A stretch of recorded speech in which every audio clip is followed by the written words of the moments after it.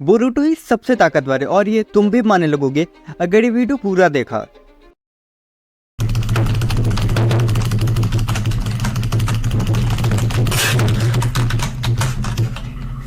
Stop it.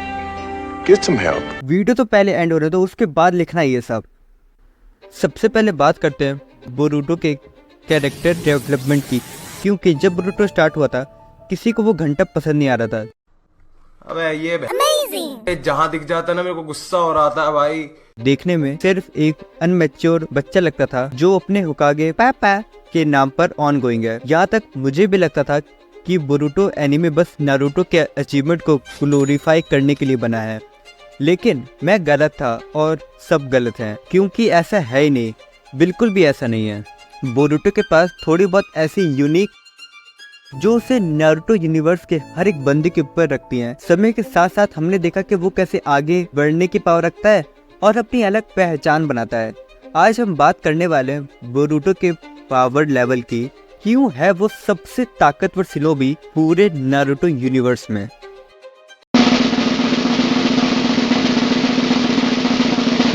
Boruto के पास सबसे बड़ा एडवांटेज है और वो है जोगन। जोगन एक आई है जिसे प्योर आई भी कहते हैं। भले वो हैंड टू हैंड फाइट हो या चाकरा कंट्रोल फाइट, बोरुटो के जोगन के सामने कोई टिक नहीं सकता। अगर तुम लोग मांगा फॉलो करते हो तो तुम्हें पता होगा कि अब तक ये फुली एक्सप्लेन नहीं हुआ है। मिस्ट्री काफी ज्यादा है, लेकिन जो भी देखने को मिला है उसके हिसाब से जोगन डायमेंशन के बीच का रास्ता दिखा सकता है, चाकरा फ्लो को देख सकता है और सबसे बड़ी बात एनिमी की वीकनेस को स्पॉट करने की पावर रखता है। जरा सा खुद सोचो, मादरा हाशिरामा जैसे शिनोबी की बॉडी में कोई ना कोई तो वीकनेस होगी ही, बोरुटो वो इजीली देख सकता है। और ये एबिलिटी किसी और के पास है भी नहीं, मतलब ये आई किसी और कैरेक्टर के पास दिखाई नहीं गई अभी तक, ना ही नारुतो के पास है ना ही सासुके के पास है। इसीलिए बोरुटो यहाँ पे सबसे बड़ा एडवांटेज रखता है एनिमी की वीकनेस को देखने का।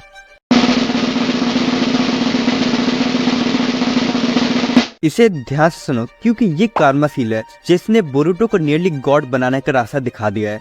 अगर तुम्हें नहीं पता कि ये सील क्या है तो मैं बता दूं कि ये ऐसी सील है जिससे बोरुटो गॉड बनने के रास्ते पर बढ़ चुका है। बोरुटो जितना ज्यादा कार्मा को होल्ड करता है वो उतना ज्यादा ओथुत्सु की पावर्स होल्ड करने के लिए आगे बढ़ता है। जैसे कि तुमने मांगा में देखा होगा, बोरुटो की स्पीड, रिफ्लेक्सेस और स्ट्रेंथ इसी लेवल पर पहुंच रही है, वो सब इसी सील के कारण हो रहा है। और जब वो मोमोसेकी का कंट्रोल पाने लगता है तो उसके अंदर एक नेक्स्ट लेवल एंटिटी बनने की शुरुआत होती है। वो नॉर्मल शिनोबी नहीं रहता, वो एक अलग लीग में चला जाता है। I'm stronger. I'm smarter. I'm better. Comment में लिखो कि तुम्हारे राय क्या है बोरुटो के साथ और क्या क्या आगे हो सकता है या होने वाला है। और सुनो, सबसे इम्पोर्टेंट, सब करो, मेरे पास सब्सक्राइबर की कमी है।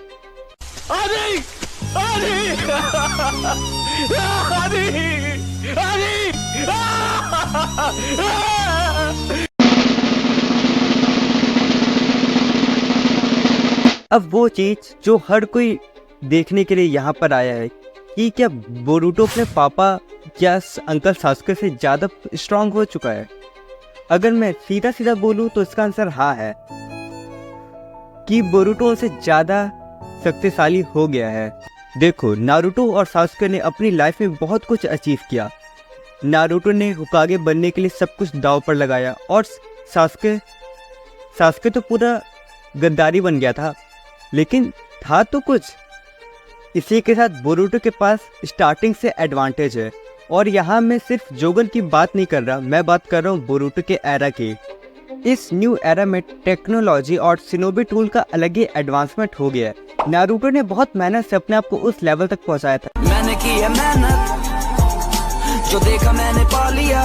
लेकिन कहते हैं ना, तुम्हारे लक्षण तुम्हारे बेटे में भी जाएंगे।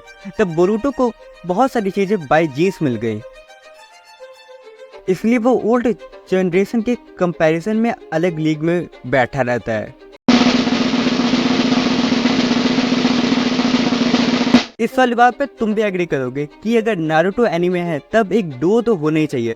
जैसे मादरा के पास हाशिरामा था, सासुके के पास नारुतो था, माइट गाय के पास एक कॉपी निंजा था, वैसे यहाँ पे हमारे पास कवाकी है लेकिन सिर्फ इतना ही काफी नहीं था, कवाकी के पास खुद गॉड की पावर है। दोनों के बीच में एक कॉमन चीज है, वो है एक दूसरे को धक्का देते रहना आगे बढ़ने के लिए। Let's push past our limits. और इसी चीज के कारण बोरुटो और कवाकी अब एक दूसरे को स्ट्रांग बनने में मदद करते रहते हैं। और यहाँ पे मैं एक चीज ऐड करना चाहूँगा कि सब्सक्राइब।